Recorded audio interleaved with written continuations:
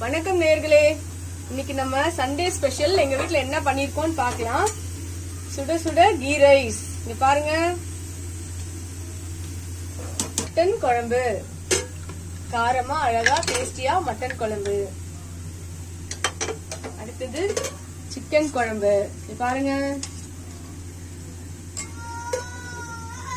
இது வந்து மட்டன் ஈரல் ஃப்ரை. இங்க பாருங்க,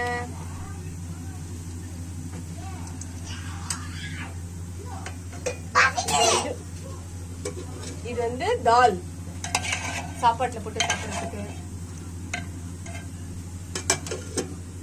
இது வந்து ரசம், கடைசியா ஜீரணத்துக்கு.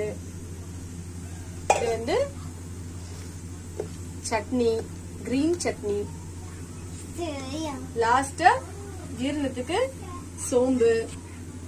எல்லாரும் வாங்க.